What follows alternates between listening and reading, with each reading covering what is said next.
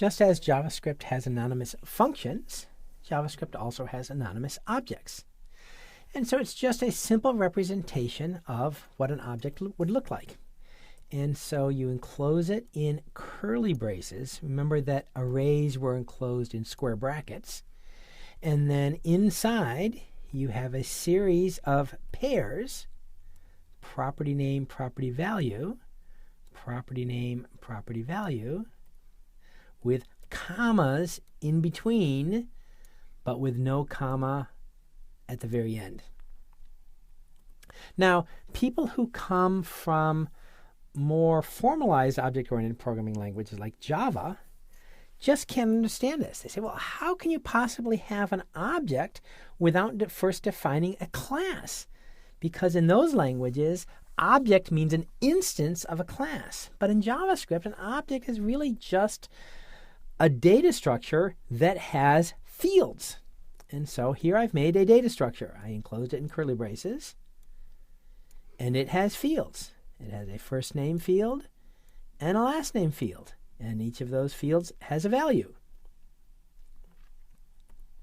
Okay, so why would you want to do this? Why wouldn't you just define a class like we showed in the previous example, a person class or a circle class? Well, usually you do define a constructor function, a class first, and then make instances of it. But there's a lot of times where you have an object and you only have one of them. Now, if I'm going to have two different objects and they both have a first name and a last name, then definitely I should define a constructor function and call it person. If I'm going to attach methods to it, and I want those to be available in more than one instance, and I want to put it in the prototype, then of course I have to define a class. But if I just have one little simple piece of data and I want to give it some names, field names, I can just group it together and surround it in curly braces, give the property names and the values with colons in between, and the pairs with commas in between. But even more important is when you're going to get objects from the server. So later we're going to discuss AJAX. AJAX is a way of having JavaScript make a network connection to the server, get some data back, parse that data in some way, and insert the result into the page. Well, JSON, which is called JavaScript Object Notation, is basically an anonymous object that comes in as a string from the server. And it looks just like the string above, or looks very similar to the string above. Okay, so here's a quick example. I'm defining a person variable. But I didn't define a person class. I just have one of these, one thing that looks like this. I don't have multiple things that look like this. I'm not planning on having additional ones. And I have a bunch of property name, property value pairs.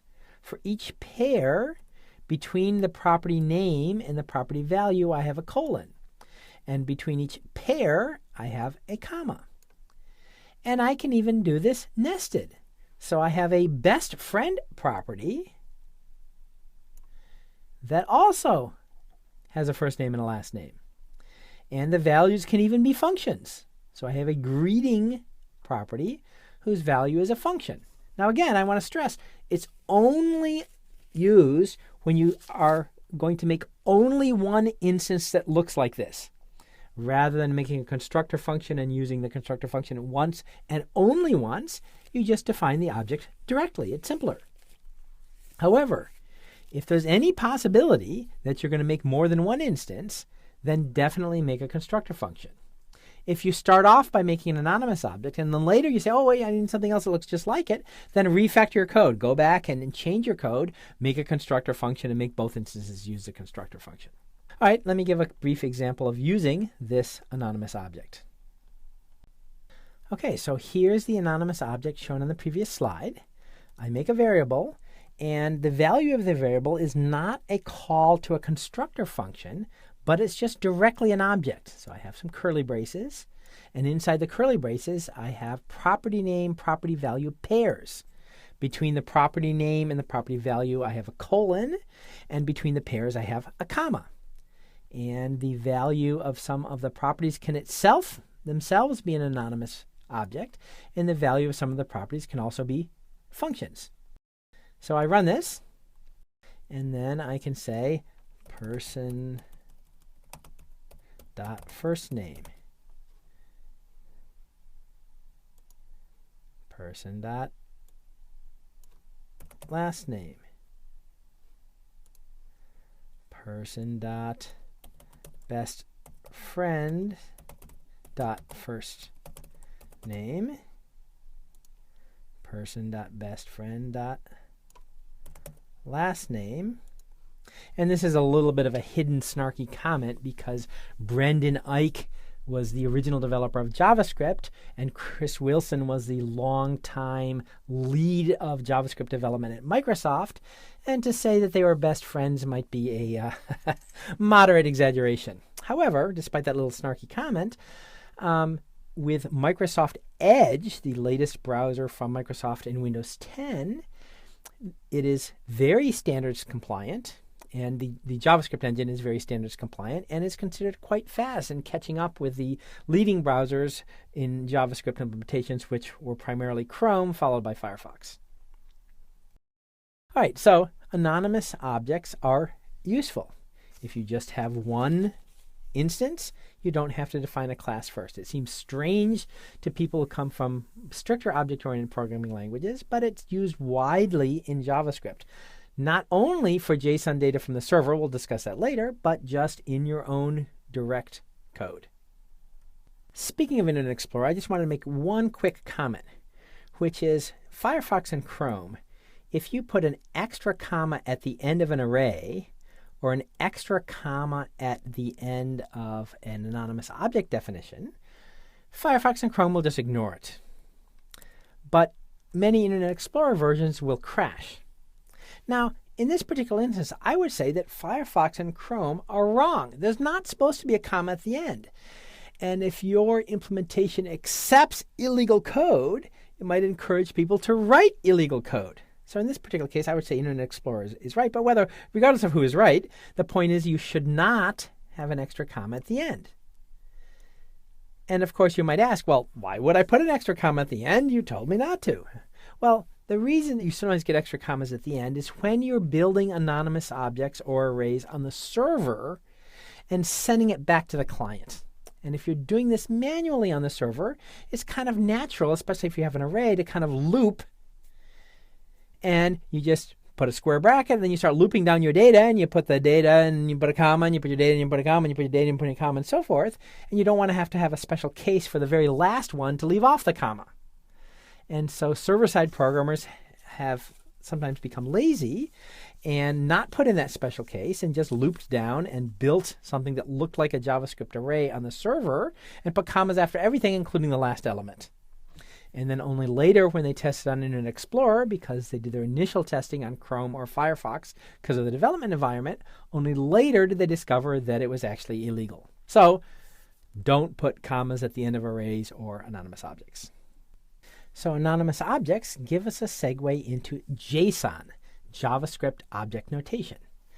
So the idea is that you can take a string and turn it into an object. You can take an anonymous object inside a string, or another way of saying it is a string whose content looks like an anonymous object, and turn it into a real JavaScript object. So strings that look like JavaScript objects are called JSON, JavaScript Object Notation strings. And they've become quite popular as a data interchange format, not just in JavaScript. Now, the most popular way of using JSON is when one end of the communication is in JavaScript. In particular, in a web application, the server, which might be running C# or Ruby or PHP or Java, sends a string over that is in JSON format. In other words, it looks like a JavaScript object, and then the JavaScript parses it. But JSON can even be used when a Ruby program is talking to a PHP program. And it's become kind of the simplified version of what people tried to do earlier with Corba, a way of interchanging data across multiple languages. JavaScript has this thing called eval. Eval is very powerful and very general purpose. It'll take any string at all whose content looks like JavaScript and basically evaluate it as if you had typed it into JavaScript in the first place. And this is precisely what Firebug uses. It takes a string that you've typed in and it passes it to eval. But for web applications, when you're getting data from the server, people nowadays use a more restricted function. They use a function called json.parse. The string that comes in is much more restricted. It can't look like any random piece of JavaScript code. It looks like an anonymous object or an array definition in a much more restricted format. And we'll look at that restricted format shortly. And this is what jQuery, which we'll cover later, uses when it gets data from the server. It can't take any random string whose content looks like JavaScript, like Firebug does. It takes strings in a more restricted format. And the reason for doing this is twofold. One, efficiency. Programming languages don't have to know how to make any random piece of JavaScript code. They only have to know how to take their data structures and turn it into a much more restricted format. So it's easier for other programming languages that run on the server, like Ruby or Python or Java or PHP or C#, to build the data that the browser is going to use. And also safety. You don't have to worry that someone is slipping you somehow, a function that's going to mess up the page or steal some data or, pop up ugly dialog boxes with, bad data in them. Okay, so eval is very rich. You can take any string whose content looks like it would be JavaScript, and you pass it to eval. And it's as if you had run the JavaScript code on the first line directly. Now, if the string is in simple format, you pass it directly to eval. But there's a funny exception. If the string starts with curly braces, the JavaScript parser is going to be confused because curly braces are used in other places, like for delimiting blocks, like in an if statement or a for statement, grouping statements together. And so if you have curly braces in the string, eval won't know that you really mean an object literal. It might think that you're trying to delimit statements. So you have to stick parentheses around it first and then eval it. Now, again, json.parse is what we're going to use when we get data from the server, and jQuery actually uses that internally. We're not going to call it ourselves. So eval is mostly used if you want to do some sort of application similar to Firebug, where you're getting data from the user, interpreting it as JavaScript, and then evaluating it back into the page.